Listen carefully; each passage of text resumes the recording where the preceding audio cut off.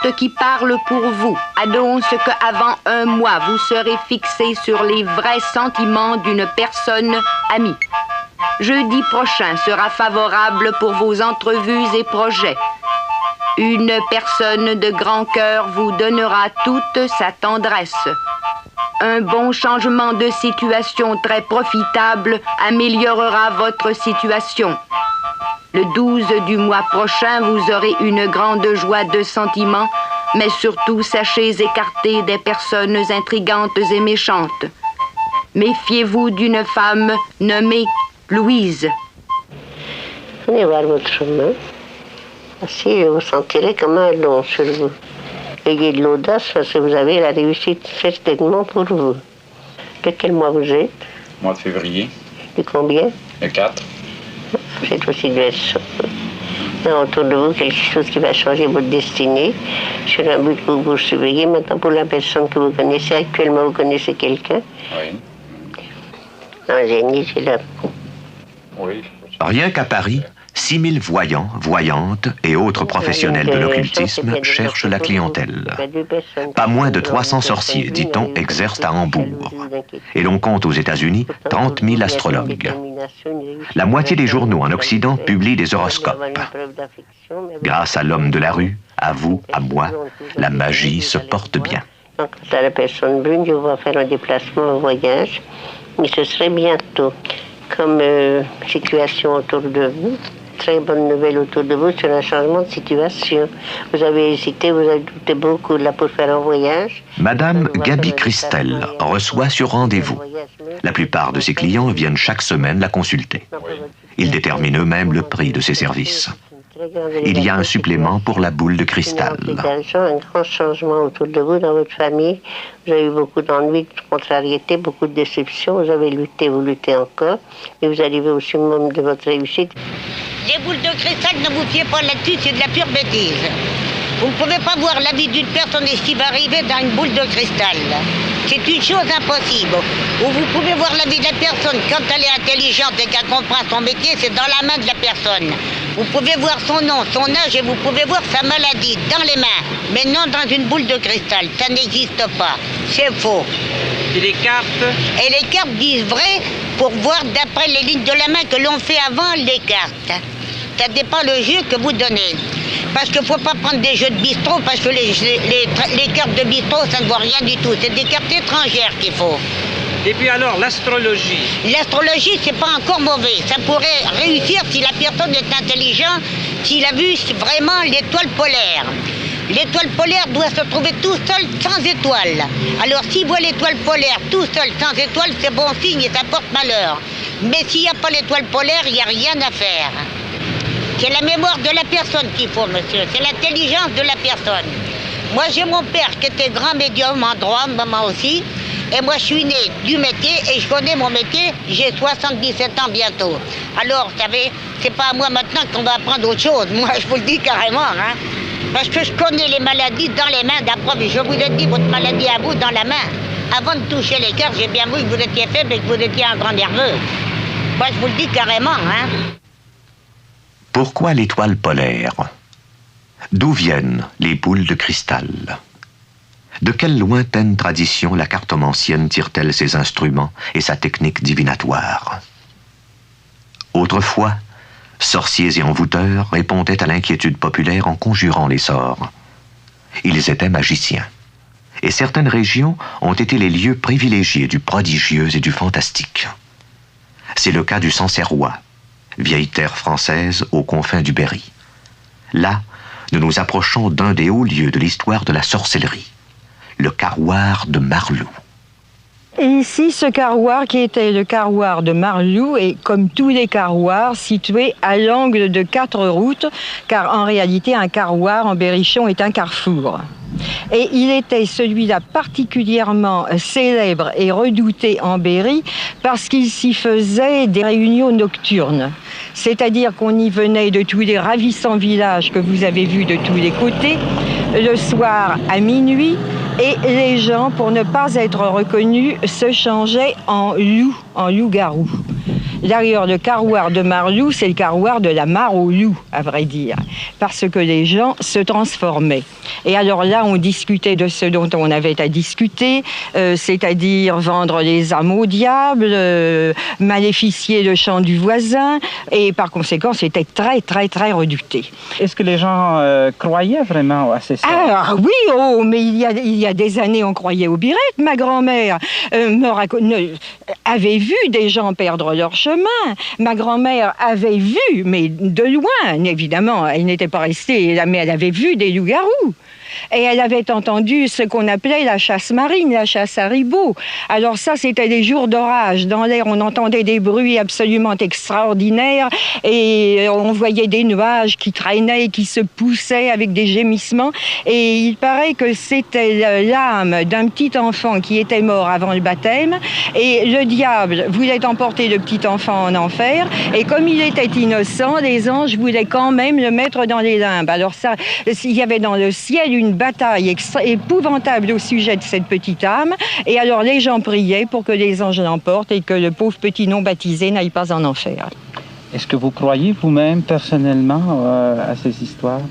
Ah, moi je pense que dans toutes ces légendes, il y a un fond de vérité, un fond de merveilleux, et il y avait surtout le besoin de croire et d'expliquer.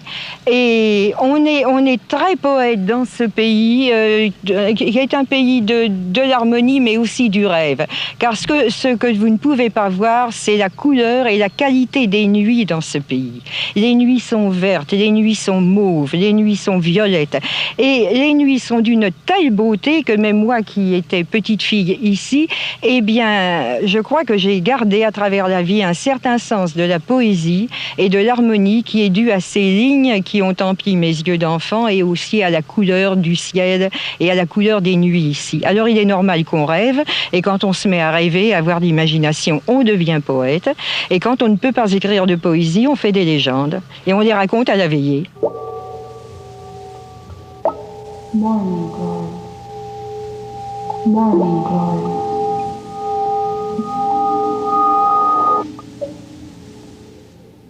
Le rituel du sabbat nous a été transmis du Moyen-Âge dans ses moindres détails.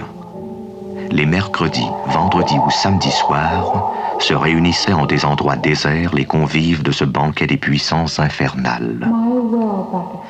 Accourant par la voie des airs, les sorcières venaient rendre hommage au diable, qui leur apparaissait sous l'aspect d'un grand bouc noir à 3 cornes.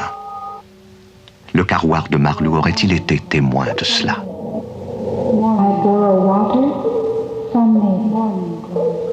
Il y a encore des persigneux, des gens qui guérissent avec les prières? Bien sûr, bien sûr. D'abord, on lève le feu. Eh ben, on souffle sur la brûlure. 3 fois, 6 fois, 9 fois en disant une prière, puis ensuite on la persigne avec un signe de croix. 2, 3. Et on n'oublie jamais de dire Amen, c'est très important. Sans ça, ça n'a pas d'effet. Et alors, il y a une prière qui est un secret et qui se transmet généralement ou de mère à fille, ou s'il n'y a pas de descendance, d'une guérisseuse à une autre, mais on la transmet 1 fois ou 3 fois selon la prière, jamais plus. Car tout de même, c'est la lutte du bien contre le mal et il n'y a qu'un certain nombre de privilégiés par le monde. Encore faut-il qu'ils aient une vie droite et qu'ils prient.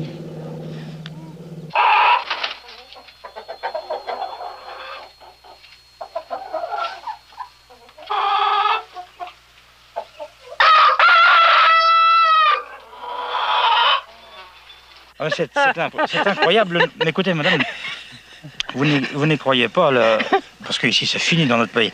Mais par là, je vous assure que il y a des gens qui croient encore, et puis je vous emmènerai. Ah oui, oui. Ah oui. Par exemple, il y a un type qui est venu pour désorceler, on peut dire le mot, puisque c'est ça. Hein. Oui. Alors, il faisait sortir le père, la mère de la maison, et lui, il restait tout seul avec les filles. Alors, les autres couchaient dans les tables toute la nuit. Et puis lui, il attaquait le mal à sa source. À sa source, sans doute. Mais à l'heure actuelle, il existe encore, ici pas très loin, des gens qui croient aux sorciers véritablement.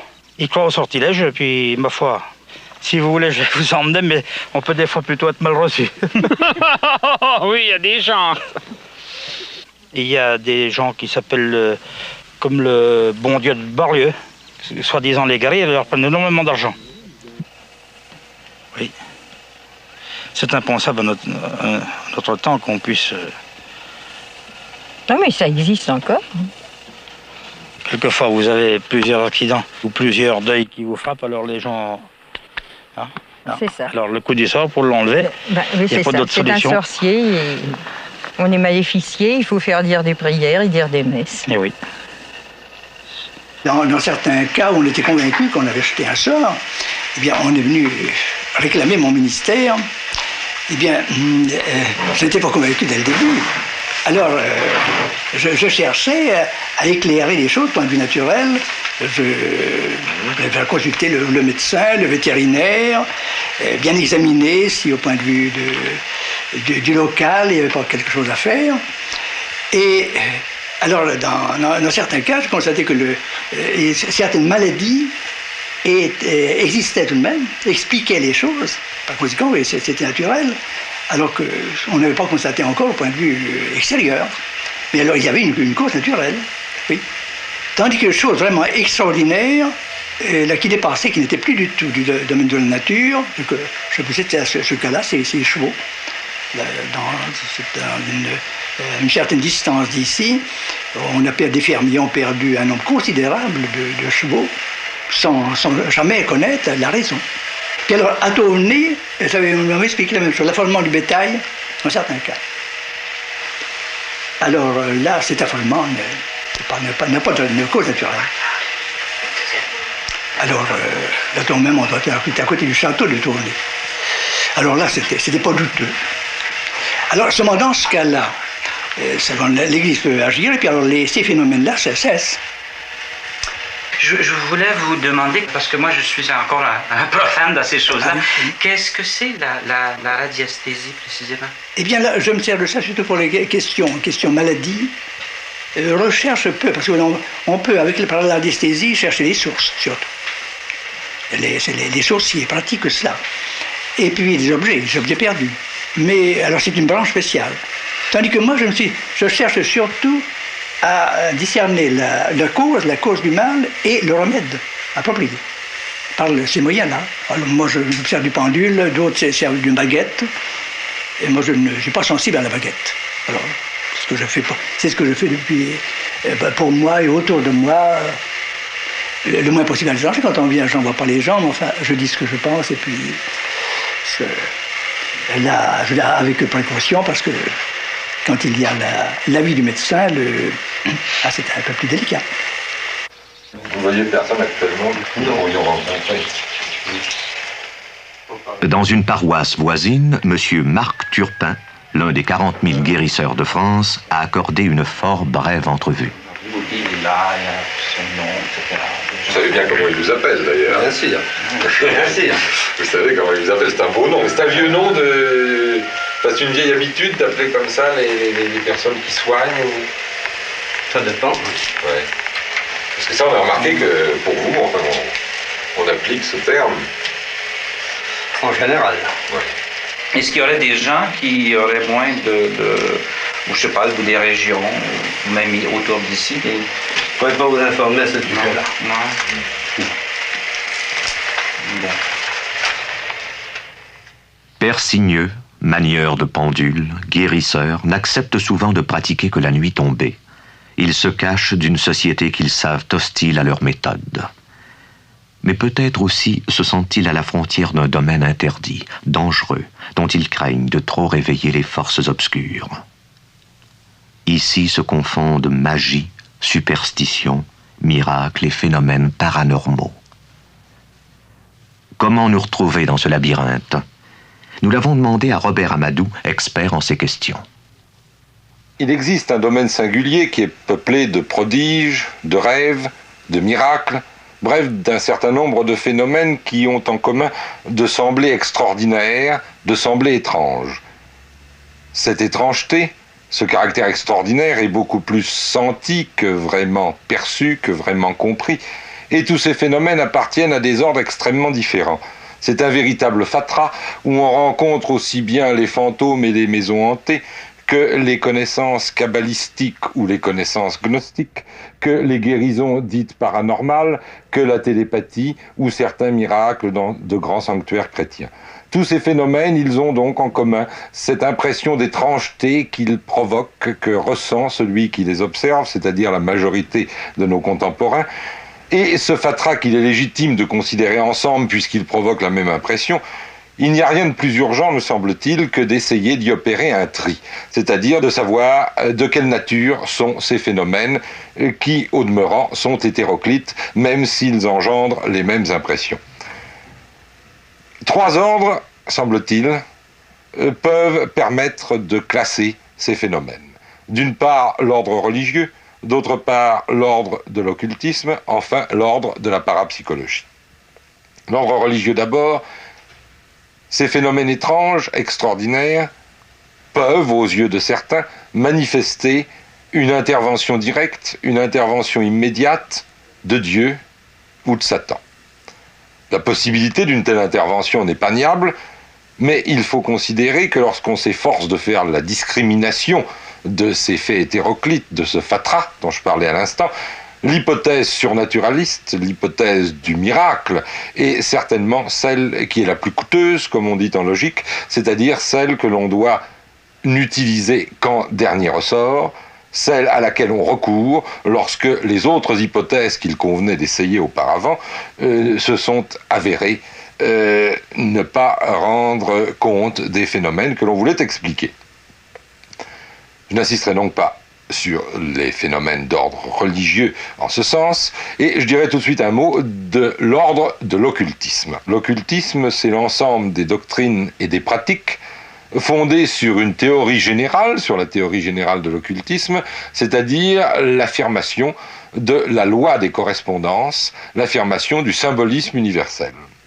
Ce sont d'abord des doctrines qui constituent l'occultisme, et ces doctrines s'efforcent de considérer les signatures que chaque être porte en lui-même, les signatures qui le rattachent à tous les autres êtres de la création.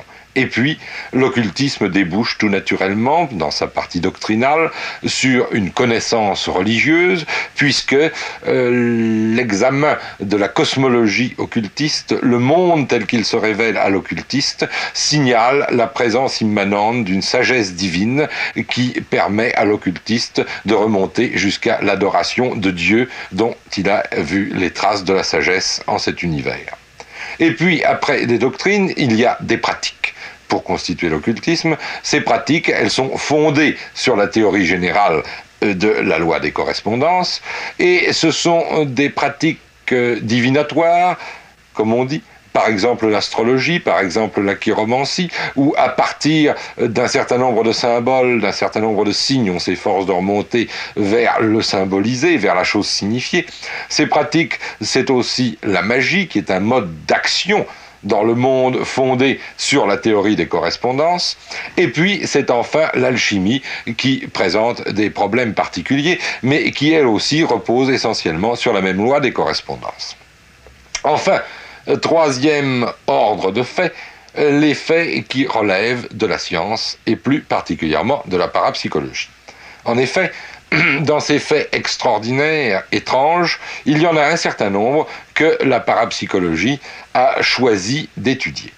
D'abord, quels sont ces faits ? Eh bien, on pourrait en aligner une très longue liste. Ce sont les faits dits paranormaux, d'une part mentaux, ce qu'on appelle la télépathie, la voyance, la précognition ou connaissance de l'avenir, et puis ce sont aussi des faits que l'on dit paranormaux physiques, c'est-à-dire les lévitations, les mouvements d'objets pesant à distance sans contact, les maisons hantées, les poltergeists et un certain nombre d'autres phénomènes du même genre.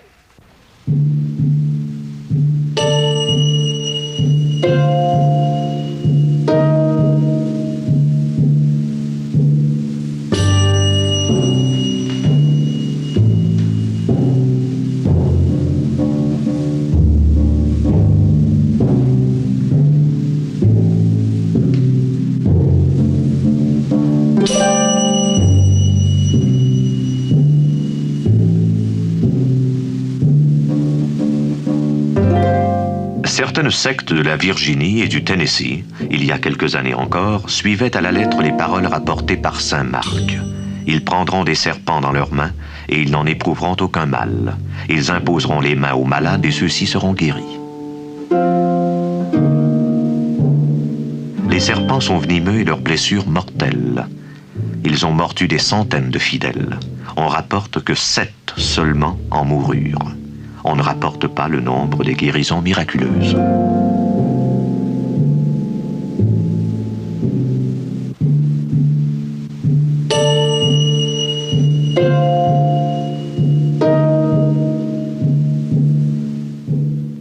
Voyez, les serpents ne me font aucun mal. J'ai donc la foi et Dieu m'habite.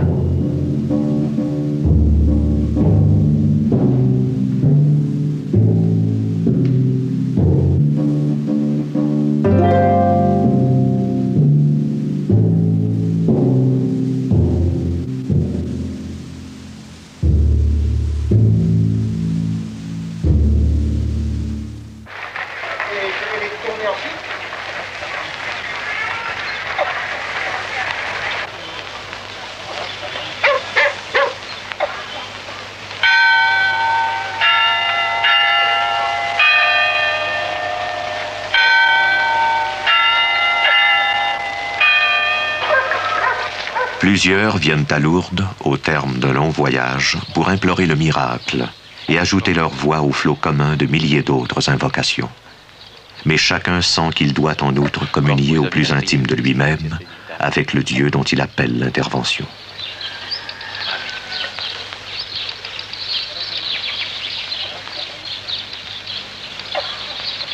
Corpus Domini nostri Jesu Christi, custodiate in vita. Corpus Domini nostri Jesu Christi, custodiate tua vita eterna. Corpus Domini nostri Jesu Christi, custodiate vita eterna. Corpus Domini nostri Jesu Christi, custodiate in vita eterna. Corpus Domini Jesu Christi, custodiate in vita eterna. Corpus Domini. Jésus, un jour, a dit à un paralytique: « Ta foi t'a sauvé. Lève-toi, prends ton grabat et marche. »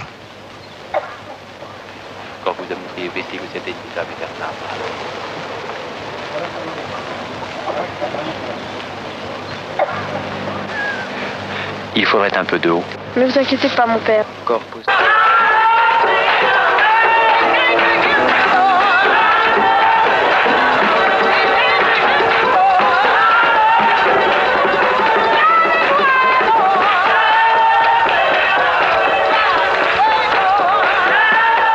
Transe ou possession, ferveur ou hystérie, le sacré est là, avec ses symboles.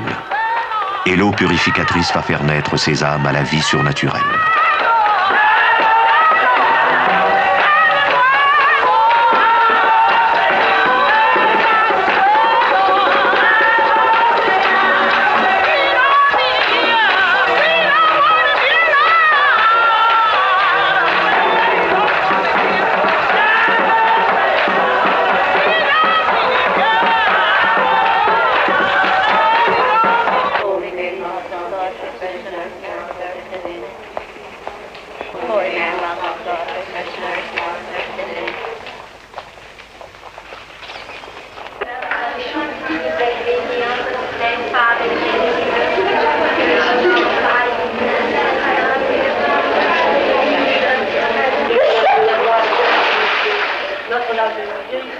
Le bureau médical de Lourdes a étudié les dossiers de milliers de malades.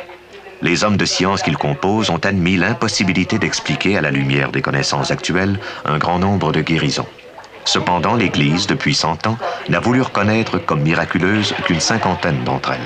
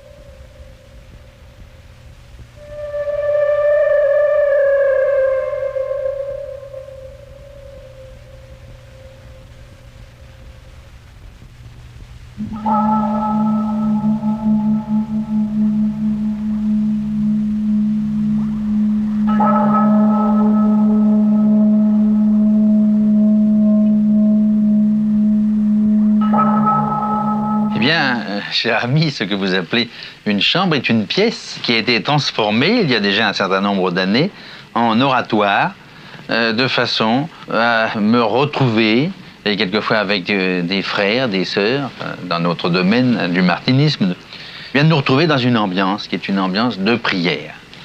Dans cet oratoire, il y a des souvenirs multiples qui proviennent de ceux que nous appelons les maîtres passés. Et entre autres, il y a Papus, bien sûr, Gérard Encausse, Papus, que l'on voit un peu partout, et son maître, celui qu'il appelait son maître spirituel, qui est le maître Philippe de Lyon, qui est un personnage extraordinaire, un personnage de légende, qui s'est trouvé d'ailleurs à la cour de Russie avec Papus. Philippe Encausse, grand maître de l'ordre martiniste, est le propre fils du célèbre occultiste et magicien Papus, qui fonda à la fin du siècle dernier cette société initiatique chrétienne. Il est évident que de tout temps, l'homme se penche sur ces questions. Qui est-il? D'où vient-il? Que sera-t-il? Et les esprits travaillent et l'on recherche. Et alors, il y a des éléments dans le domaine de la pensée uniquement, mais il y a aussi des éléments dans le domaine de la pratique. Et mon père disait que l'occultisme comportait trois éléments, en quelque sorte. C'était la science du cachet, c'était la science cachée, et c'était la science cachant, c'est-à-dire que tout le monde n'était pas à même d'être tenu au courant de certaines des révélations. Dans un certain domaine, cet occultisme donne des vues merveilleuses. Entre autres, cette idée de réincarnation. Je sais très bien que tout le monde ne partage pas le point de vue des réincarnationnistes, mais en ce qui me concerne, humblement, je crois trouver là une explication, et le grand Papus y croyait lui-même, bien sûr, à ce qu'on pourrait appeler la justice divine. Autrement, si nous n'avions pas la possibilité de vie successive, vie qui nous amène à être une fois un homme, une autre fois une femme, ça n'est pas toujours la même chose, eh bien il y aurait un déséquilibre. L'on peut se demander aussi pourquoi certains naissent avec la fortune, si vous le voulez, avec un corps agréable, avec de très belles qualités, et d'autres sont des victimes à la naissance. Alors l'on pourrait se dire, mais alors Dieu est injuste. Et moi qui suis profondément chrétien, d'une part, et qui croit en le Père, en Dieu, je pense que Dieu ne peut pas être injuste. Et cette théorie de la réincarnation, qui est l'un des éléments de la morale de la doctrine occultiste, permet de comprendre qu'un individu donné, compte tenu de son comportement dans une vie antérieure, pourra très bien pâtir dans la vie ultérieure. Et ça sera l'explication, ça sera la justice. Il n'y aura pas donc d'injustice. Bien, ce que l'occultisme appelle le plan astral, c'est un plan, un niveau intermédiaire entre le plan physique et le plan spirituel. Le ternaire est la grande clé de l'occultisme.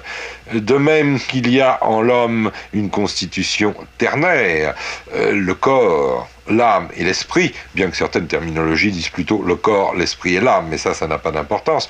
De même, l'occultisme constate, ou affirme, comme on voudra, l'existence de trois plans, le plan physique, le plan astral et le plan spirituel. Ce plan astral, donc, est un plan intermédiaire, c'est le plan de l'imagination. L'imagination qui peut ouvrir aussi la porte du monde spirituel, mais c'est essentiellement le domaine des images que le plan astral. C'est le plan d'un certain nombre de forces que l'homme peut contrôler, quoique difficilement parfois, et qui ne sont pas nécessairement intelligentes, qui même généralement ne sont pas intelligentes. Ce ne sont pas des démons au sens de la théologie catholique, ce sont des sortes de forces aveugles, ce sont des influences errantes, comme dit la tradition chinoise.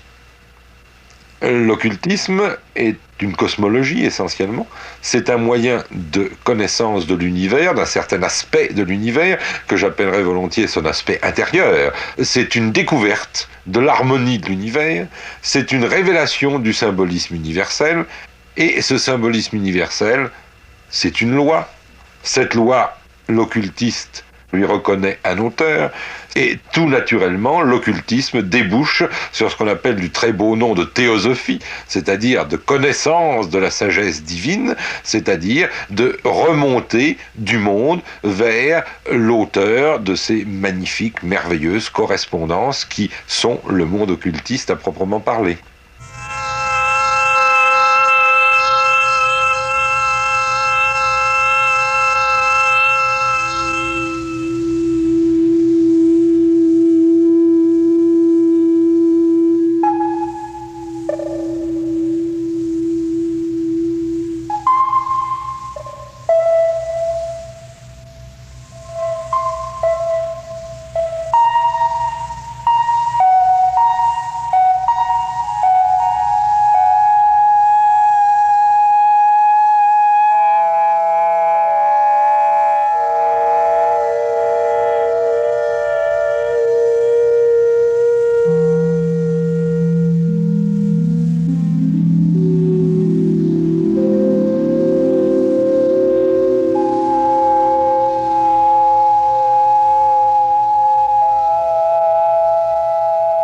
Qu'est-ce que vous voulez un astrologue, moi je vous cache pas que quand on me demande, quand je suis dans un milieu étranger et qu'on me demande, monsieur, qu'est-ce que vous faites, etc., moi je dis pas que je suis astrologue, que voulez-vous? Moi je vais pas me faire regarder de travers. En vérité, pour ma part, je ne crois absolument pas à l'influence des astres, à une influence physique des astres sur notre monde. Nous croyons beaucoup plus à une corrélation d'une autre espèce, une corrélation de synchronisme ou de parallélisme entre les deux mondes. Mais cela dit, on peut aussi considérer l'astrologie comme une expérience du type poétique. À ce sujet, tout le mouvement du symbolisme, le mouvement littéraire du symbolisme en témoigne. Je pourrais citer également l'expérience d'André Breton qui a beaucoup parlé de ces choses. Si vous voulez, au fond, il faut encore attendre. L'astrologie est la connaissance la plus ancienne du monde. Je crois qu'il n'est pas exagéré de le dire. Mais elle est également une connaissance neuve, nouvelle, qui se cherche et qui n'en est encore qu'à ses débuts. La notion de doctrine de correspondance repose sur une idée philosophique d'unité du monde. Voyez-vous ?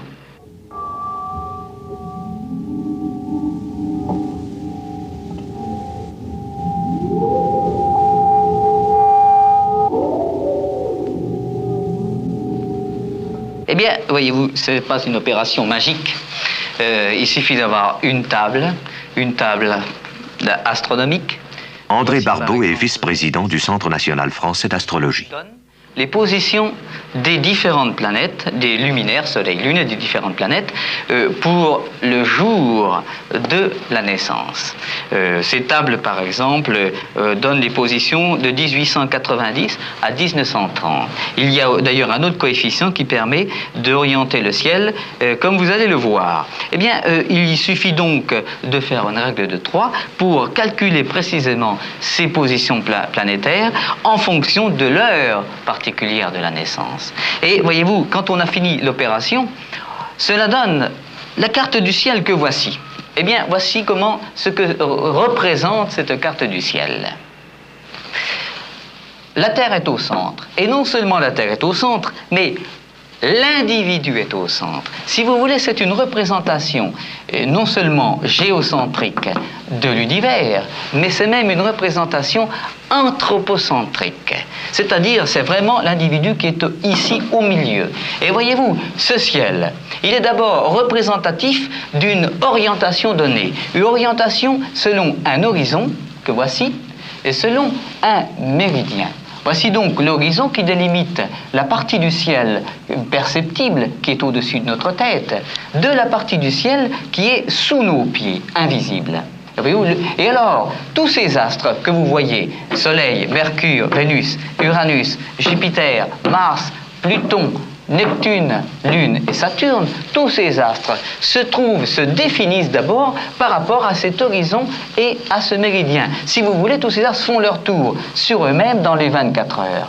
Ils passent à leur minuit au méridien inférieur ici, ils se lèvent à l'Orient le matin, arrivent à leur culmination, se couchent et repassent à leur minuit. Voyez-vous, vous avez ici une représentation du ciel pour le 4 février 1929 à 7 heures à Montréal.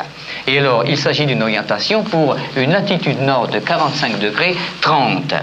Eh bien, voyez-vous, vous avez l'horizon qui est ici, et nous trouvons le soleil là. Vous constatez tout de suite que c'est une naissance qui a lieu au lever du soleil, à quelques temps du lever du soleil. Le soleil n'est pas encore levé, il est sous l'horizon, mais il va se lever.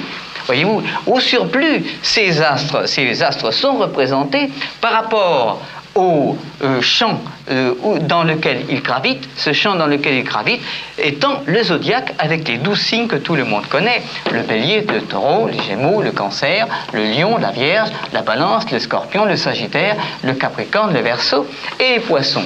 Ils évoluent à des vitesses différentes dans ce zodiaque. Le soleil, par exemple, fait son tour en une année, c'est lui qui fait notre calendrier. La lune fait son tour en un mois.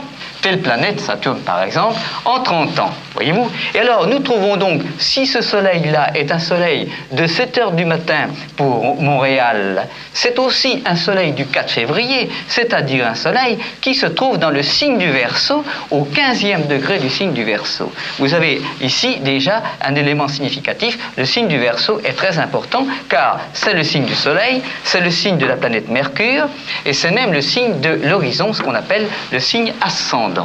Et alors, nous avons Vénus et Uranus qui se trouvent dans le signe du Bélier en conjonction voulant dire réunion, comme le Soleil et Mercure.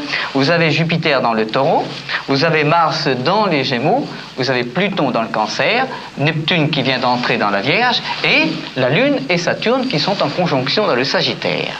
Et qu'est-ce que ça veut dire tout ça? Eh bien, tout cela nous donne donc une représentation symbolique de l'individu qui se trouve être né ce 4 février 29 à 7 heures du matin à Montréal. Et voyez-vous, j'ai fait des petits tracés intérieurs. Vous avez, si vous voulez, une Lune et un Saturne dans le Sagittaire qui arrivent à leur culmination et qui sont en face, c'est-à-dire en opposition de Mars qui se trouve dans les Gémeaux, non loin de son minuit.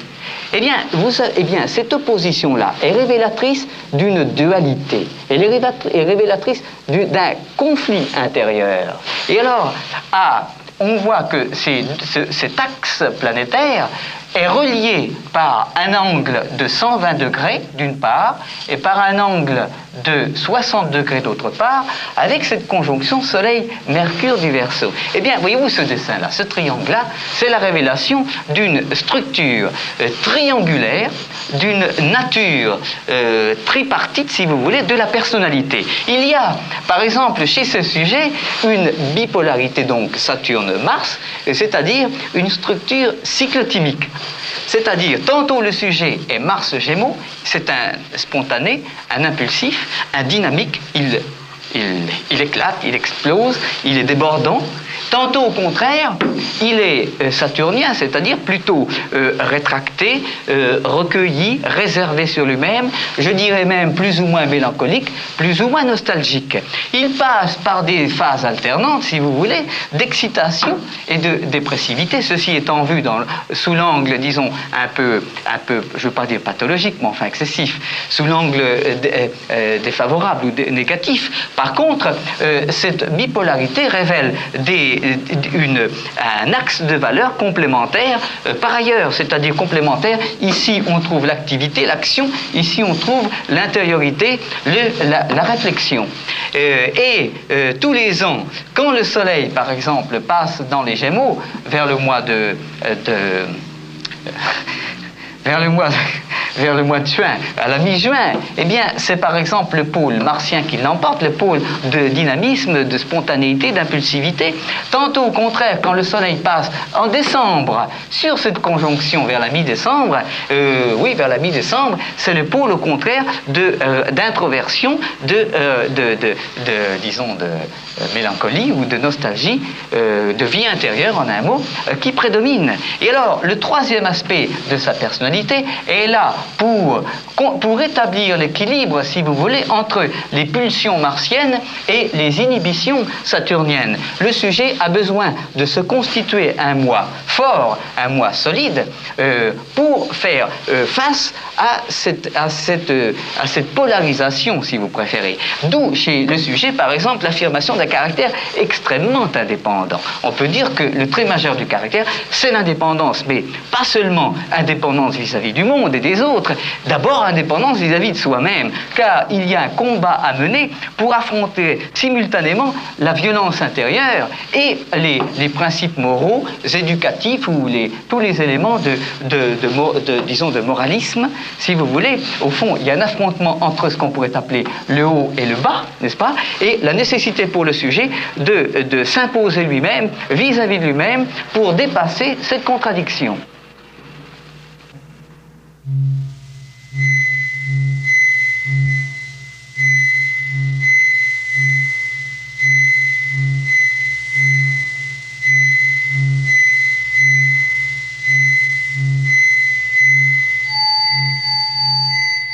D'après un recensement du XVIe siècle, il y a 7 405 926 diables et démons.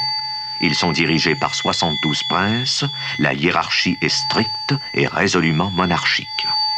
Au sommet est l'empereur Lucifer, viennent ensuite le prince Belzébuth, le grand-duc Astaro, le premier ministre Lucifugé, le grand général Satanakia, tandis que Nébiros doit se contenter d'être maréchal de camp.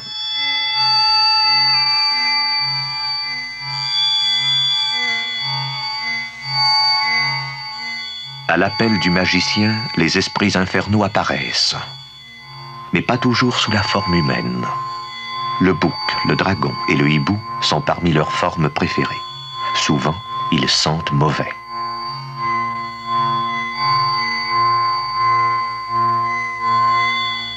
Eh bien, je crois en la pensée. Je crois que la pensée, en effet, est une force. Et autant cette pensée peut être orientée vers le bien, ce qui est le propre, non pas seulement des martyrs, mais de tous les gens de cœur. Il n'est pas nécessaire d'ailleurs d'être un croyant pour faire du bien à quelqu'un. Vous vous mettez à la place de ce quelqu'un, vous pensez à lui, vous songez à lui, mais même si vous ne croyez à rien, mais vous avez cet élan du cœur, vous aurez un résultat. Et puis vous avez d'autres personnages qui consacrent leur pensée à un autre domaine, ou le domaine noir, si vous voulez, enfin, ce sont des figures, tout cela. Et je crois donc que quand quelqu'un est déjà en déficience, on peut, dans certains cas, mais beaucoup plus rarement qu'on ne le pense, déclencher chez cette personne des troubles, par une pensée qui est activée par des pratiques d'ailleurs.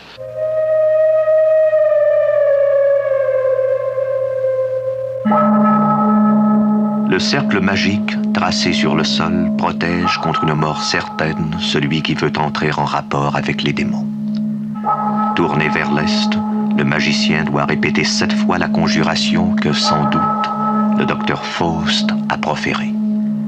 Lucifer, Houillard, Alyséon, Mandoussin, Rémi, Damocar, Casmiel, Lucifer, je t'ordonne d'apparaître.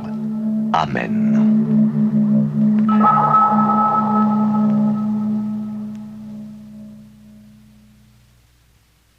C'est par des pratiques analogues qu'à Londres, vers 1582, le célèbre John Dee, astrologue et alchimiste, évoquait l'esprit des morts. L'anglais Aleister Crowley fut sans doute le magicien le plus notoire de notre temps. « Je sers mon auguste maître Satan », écrivit-il un jour. Il se surnommait la bête, celle de l'Apocalypse. La bête nous a laissé cette très explicite profession de foi. L'homme a le droit de vivre selon sa propre loi, de vivre comme il l'entend, de travailler comme bon lui semble, de jouer comme bon lui semble, de se reposer comme bon lui semble, de mourir quand et comme il lui plaît. L'homme a le droit de manger ce qu'il désire, de boire comme il lui plaît, de demeurer où il lui plaît, de se déplacer comme il l'entend sur toute la terre. L'homme a le droit de penser ce qu'il veut, de dire ce qu'il pense et d'écrire ce qu'il pense, de dessiner, peindre, sculpter, mouler, construire ce qui lui plaît, de s'habiller comme il lui plaît. L'homme a le droit d'aimer comme il entend, de se rassasier d'amour quand, où et avec qui il le désire. Et l'homme a le droit de tuer ceux qui nieraient ses droits.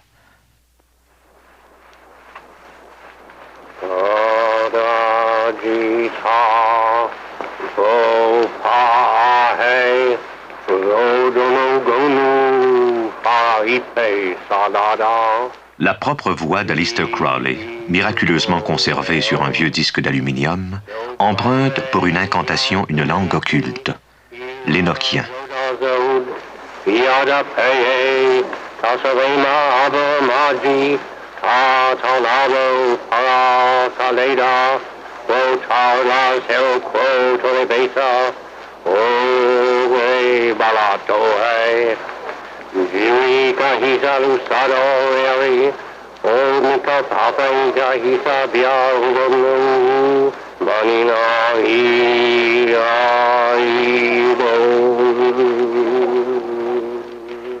Dans la vie d'Aleister Crowley, magie et sexualité se sont souvent confondues. Il eut plusieurs compagnes successives qu'il nomma, après consécration rituelle, ses femmes écarlates, en référence toujours à l'Apocalypse. La fonction ne manqua jamais de candidate. Il y eut même parfois concurrence.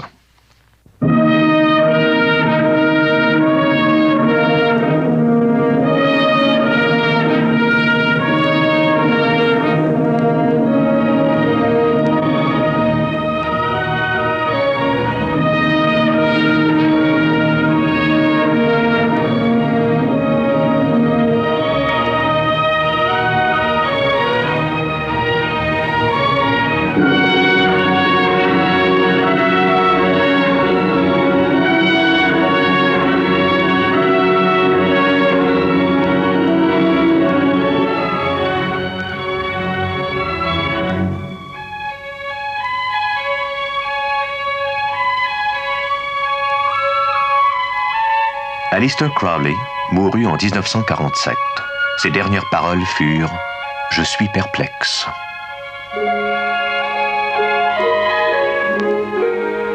8 ans plus tard, le cinéaste américain Kenneth Anger tenta de reconstituer les cérémonies magiques de Crowley dans son film Inauguration of the Pleasure Dome.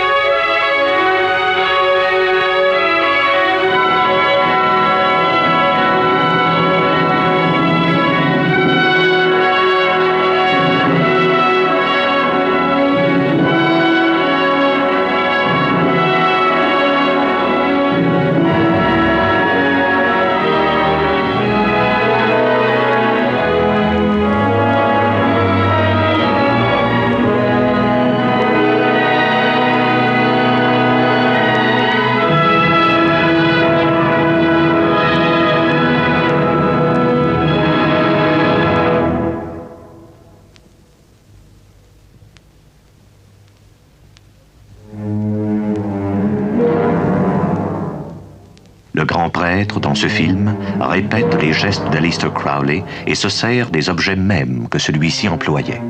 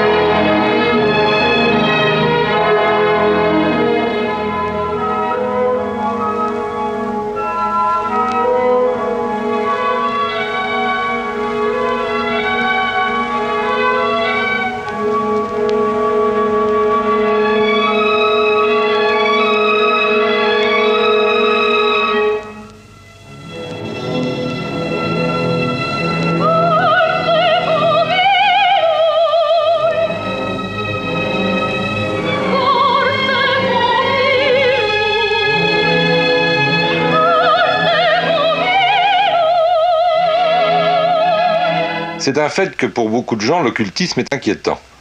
Et s'il est inquiétant, et en même temps attirant, je ne pense pas que ce soit seulement parce qu'un certain nombre de gens l'utilisent mal, ou parce qu'un certain nombre de gens qui s'adonnent à l'occultisme sont eux-mêmes inquiétants pour d'autres raisons que leur activité occultiste proprement dite. Je pense que les faits qui relèvent de l'occultisme et les faits qui sont étudiés par la parapsychologie se trouvent du fait de l'état actuel de notre civilisation, mise au ban de notre culture, et sont sous le coup d'une sorte de malédiction. Ce sont des faits qui sont aberrants, que l'on nie, et quand on ne les nie pas, on déclare qu'ils sont précisément inquiétants, qu'ils sont dangereux. Ce sont des faits qui ne s'intègrent pas dans la synthèse présente de la science et de la technique. Ce sont des faits, par conséquent, dont les adeptes semblent eux-mêmes se placer au banc de la société. On considère souvent, bien sûr, que la magie est satanique. Les magiciens eux-mêmes, sauf certains cas assez rares, ne prétendent pas invoquer le diable. Ils prétendent soit se servir de certaines forces d'un plan intermédiaire entre le plan physique et le plan spirituel et qu'ils appellent le plan astral, soit faire jouer la loi des correspondances, qui est le fondement même de l'occultisme, soit exercer une action psychique par la concentration de leurs désirs, de leur imagerie mentale et de leur volonté. Bref, quelle que soit l'idée subjective qu'ils se forment eux-mêmes de l'opération magique, très rares sont, je crois, les magiciens qui prétendent invoquer le diable.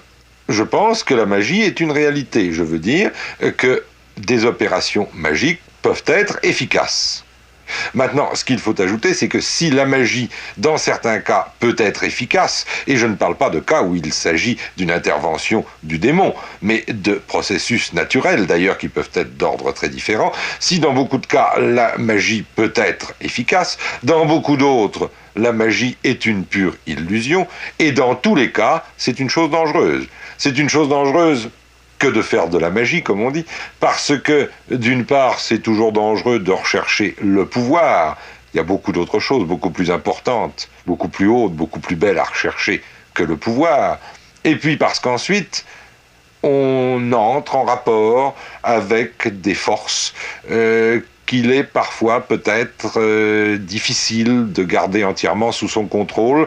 Bref, la pratique de la magie est certainement une pratique extrêmement dangereuse, disons en gros qu'il y a mieux à faire, même dans le domaine de l'occultisme. Ah, bien entendu, moi je m'efforce d'être un serviteur, et je prie, bien oui, et je prie pour autrui, et je demande humblement. Car la différence avec le magicien, justement, c'est que nous n'ordonnons pas, nous quémandons, nous demandons humblement au Père. Le Père peut nous entendre ou ne pas nous entendre, nous ne sommes que des instruments. Tandis que le magicien qui utilisera, non pas une épée comme celle-là, elle est très belle, celle-là, elle est pure, mais il donnera des ordres à des entités, à des êtres que j'estime très souvent inférieurs. Eh bien, c'est une différence énorme par rapport à ceux qui, dans cet oratoire, comme dans d'autres oratoires, justement demandent. Moi, je prends ce prix Dieu, et puis je m'incline, vous voyez, je m'assieds et je demande humblement au Père. Mais c'est avec humilité. Et je demande aussi quelquefois, si cela peut être utile, que des épreuves me soient données, de façon à permettre une amélioration chez autrui. Et quand vous lisez encore, c'est notre Père qui est merveilleux, quand on vous dit « Donnez-nous aujourd'hui notre pain quotidien », il ne faut pas penser que c'est une question de nourriture, enfin matérielle. Vous demandez, ils ne le savent pas ceux qui disent cette formule, mais vous demandez des épreuves. Quand vous dites « Donnez-nous notre pain quotidien », vous demandez des épreuves. Et il nous arrive aux uns et aux autres, et je le redis ici encore sans orgueil, ce n'est pas notre genre, eh bien nous demandons le pain quotidien, nous demandons des épreuves. Voilà, voilà l'action.